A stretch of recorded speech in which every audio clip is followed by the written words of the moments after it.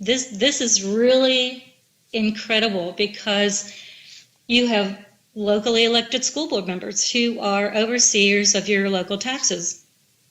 Okay? If your public school totally dissolves, what happens to your elected people?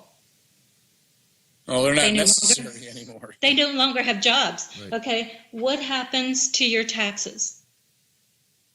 It no longer funds your public school. They fund children going anywhere. Okay? We are moving toward a regionalized system of taxing, or state, could go to your state. Not exactly too sure how they're going to do that. They're trying to move the property taxes to the state in Pennsylvania. And I know I know that some places already they don't have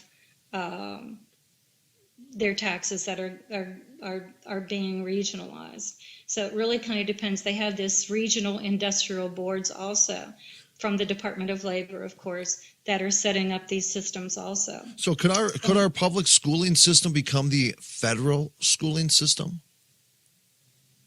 The public schools, okay, so the last little part of this, let me just move on, and I'll answer that question with what I'm going to say. Okay. The next step is that when your public school dissolves, the new reauthorization expands charter schools. It is a charter school that your public school will probably become. Because of the turnaround schools and the takeover schools, when the state takes them take them over, they usually create a charter school. A charter school does not have elected people on their boards. They are privately run, usually for profit. So most of these public school buildings will either be sold or taken over by a charter school. And the charter schools have been expanded 2- and 3-fold in the current legislation that just passed. So the whole idea is for all schools to become chartered. Okay, so once all of these children are going to all of these private religious schools, the accreditation will be that everyone becomes chartered. Charter schools, private schools will be chartered, even homeschools will be chartered eventually, once the legislation is passed. So who are the presidential candidates? Well, you'll have to look up new articles that I just released this week.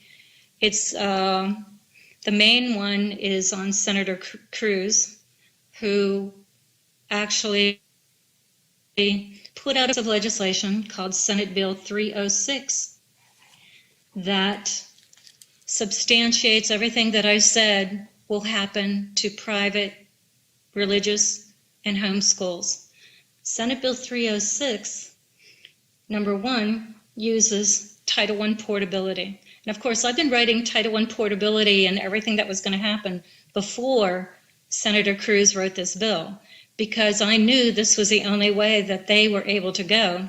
You can look up other articles that I had actually written all last year and even the year before about Title I portability and IDEA, the Individuals with Disabilities Education Act, because this was the agenda back 20 years ago. So it's not like I'm clairvoyant. I just have the criteria of what they plan to do. But Senator Cruz's Senate Bill 306 creates Title I portability, where private schools and religious schools can accept Title I children. He also redefines a home school as a private school. He puts no limit on an education savings account, an ESA, so that it can hold all your federal, state, and local funds. And the last thing that he did, he allowed 529 plans, 529 ed plans, to be allowed to start at birth to go through age 20. So let's think about that. So you have a 529 plan that can be deposited into an ESA that could fund universal daycare, K through 12, all the Common Core elementary and secondary education schools, and 2 years of free community college. This is how they're going to pay for the free community college that everyone is talking about. So this goes all the way down to daycare centers? Oh, absolutely. Yeah. You know, let's Free day, universal daycare. And most of this stuff was piloted in Pennsylvania. You can also look up, let's see, I wrote a story on Bob Casey Jr. in Pennsylvania about Bob Casey's universal pre-K.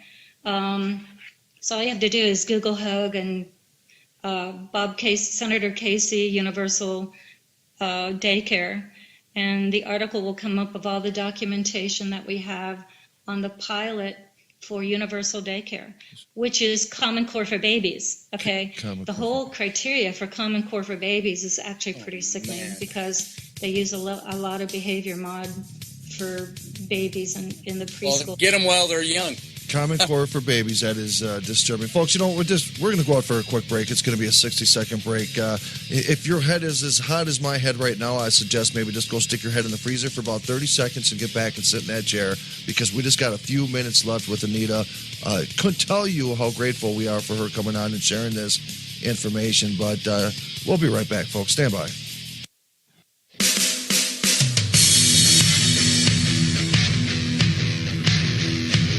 You're listening to The Rocky Stucci Show on TalkNetwork.com. And said, Mom, there was this really weird test that we took. Okay, so what I'm going to tell parents is listen to your kids. If they keep coming home and saying, and he would also say, Mom, I'm in defective ed. Magic Circle is coming back. What's Magic Circle?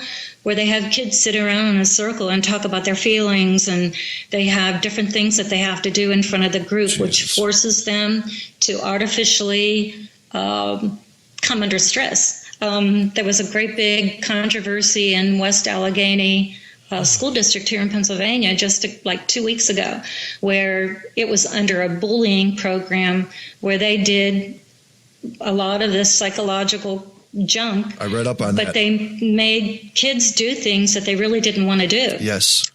And it uses peer pressure to get them. So be aware, talk to your kids. You know, hopefully they will tell you things that are going on. Ask them about the discipline program. Ask them if they are getting punishment points for things that are happening in the classroom.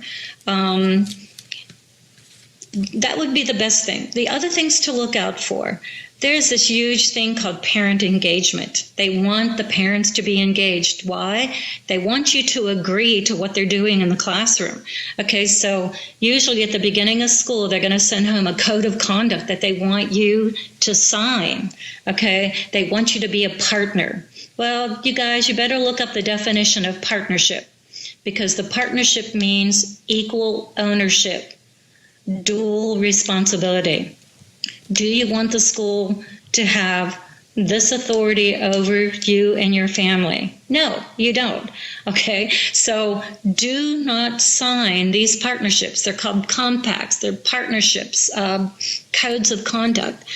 Be aware that this is the school asking for your permission to do these things. Okay, opt out of any of the controversial programs, bullying programs, sex ed programs, drug and alcohol. This is where they really get into the behavioral aspects of your kid. It has nothing to do with academics, absolutely nothing.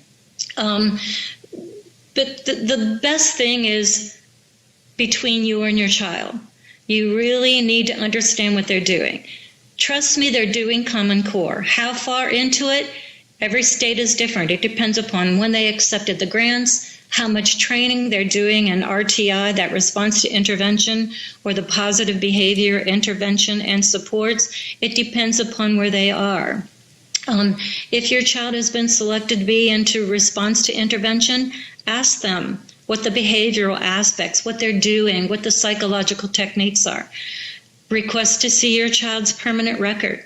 Not only what the parents see, you want to see what the teachers see. You want to know if they're inputting data on the behavior of your child that's going to the feds. Okay, so these are things to look for, and we are basically, when this passed federal legislation, which put into place that the government is put into law that they could test and score attitudes, we need to ask, is this legal in the United States? Okay, because there are two things you have to think about. Them asking all this personal information or doing all of this is an invasion of privacy. But when you're scoring attitudes and changing the behavior of your children, that's a violation of your freedom. Understand what this is. So this is where we need to go from here. I mean, all along I was really going after the executive order and the flex waivers all being illegal. Well, now it's law. So we have to change how we confront all of this entire agenda. But trust me, just because it's law doesn't mean it's legal.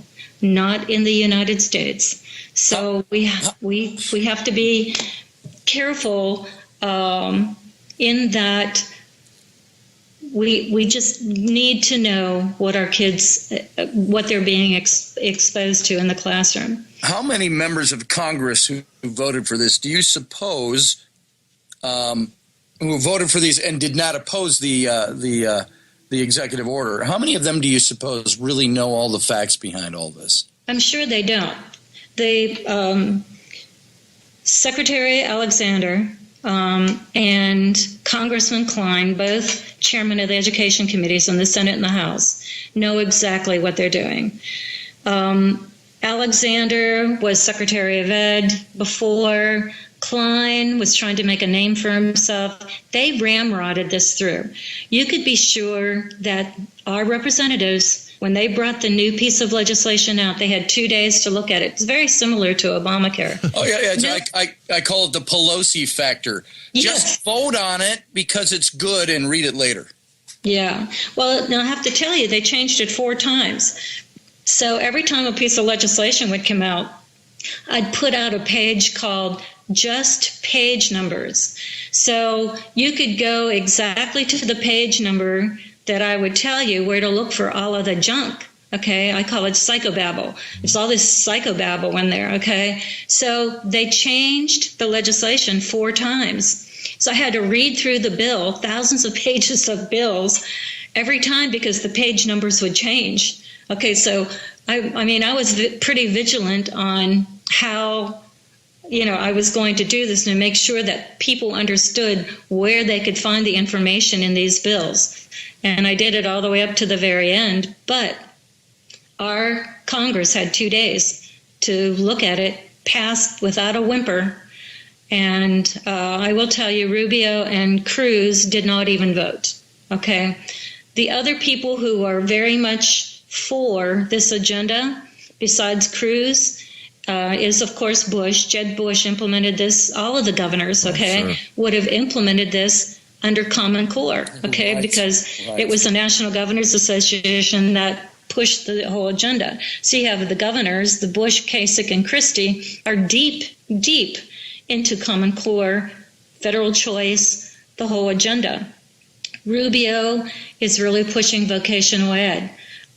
He doesn't really explain what he wants to do, but he's also for choice. But then Trump and Carson said they were also for choice, but they do not explain what kind of choice they want. Hey, you know what? I'm for choice too, but not the federal choice that they're pushing on us. Right. So Trump and Carson, they're big question marks. But Cruz, just look up any article that I put out on Cruz that explains exactly where he's coming from, because he's the one that put it in writing. We have that bill, Senate Bill 306, that says exactly what he's going to do, which will destroy representative government. Well, there's your article itself entitled Ted Cruz, Federal Education Choice Kills the American Dream.